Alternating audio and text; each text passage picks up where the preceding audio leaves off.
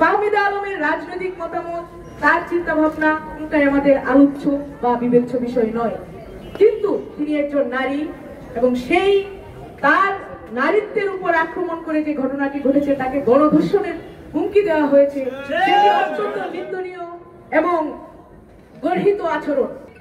গতকালকে একটি ঘটনা ঘটেছে, আপনারা সবাই জানেন। ফাহমিদা আলম নামের এক প্রার্থী, তিনি রিট করেছিলেন নিষিদ্ধ ঘোষিত ছাত্র লীগের বিভিন্ন নেতা কর্মীদের প্রার্থিতার বৈধতার চ্যালেঞ্জ করে।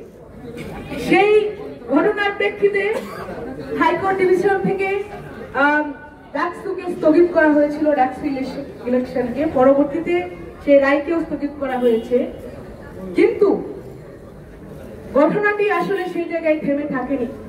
ফাহমিদা আলমের রাজনৈতিক মতামত, তার চিন্তা ভাবনা কোনটাই আমাদের আলোচ্য বা বিবেচ্য বিষয় নয়, কিন্তু তিনি একজন নারী এবং সেই তার নারীত্বের উপর আক্রমণ করে যে ঘটনাটি ঘটেছে, তাকে গণধর্ষণের হুমকি দেওয়া হয়েছে, সেটি অত্যন্ত নিন্দনীয় এবং গর্হিত আচরণ। পরবর্তীতে আমরা যা দেখেছি, সেই আচরণের প্রেক্ষিতে কোনো দায় নেওয়া হয়নি। যেই ছাত্র শিবিরের কথা বলা হয়েছে, যে ছাত্র শিবিরের কর্মীটি সেই হুমকি দিয়েছে, তার দায় ছাত্র শিবির নেয়নি। শুধু নেয়নি না তা না, সারা রাত ধরে তারা চেষ্টা করেছে কিভাবে ন্যারেটিভ তৈরি করে মানুষের চিন্তা ভাবনা অন্যদিকে ঘোরানো যায়, শিক্ষার্থীদের মনোযোগ অন্যদিকে সরানো যায়। কিন্তু তাদেরকে বলে দিতে চাই, আপনারা এই সাপ দিয়ে আর মাছ ঢাকতে পারবেন না।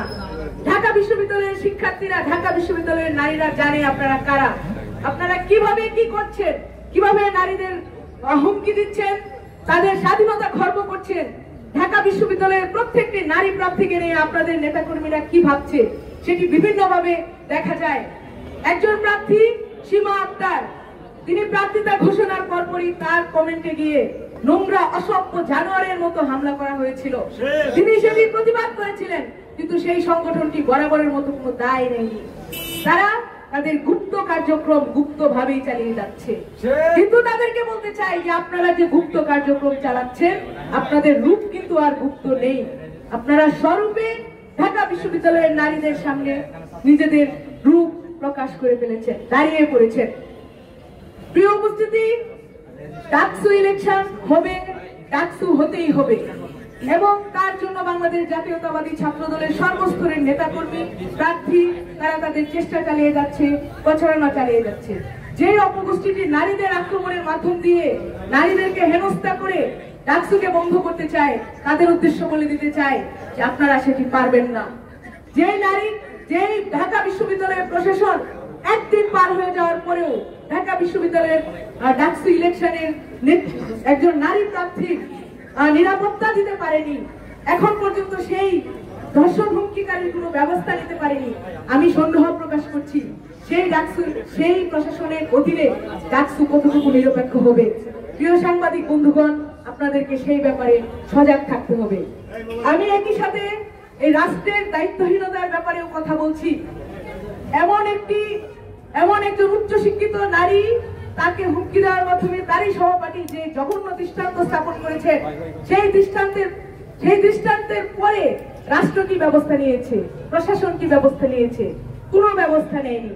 আজকে উপস্থিত ঢাকা বিশ্ববিদ্যালয়ের নারী শিক্ষার্থীদের পক্ষ থেকে আমি বলতে চাই, অতি দ্রুত ব্যবস্থা নেওয়ার মাধ্যমে আপনারা নারীদের অধিকার ফিরিয়ে নিয়ে আসুন।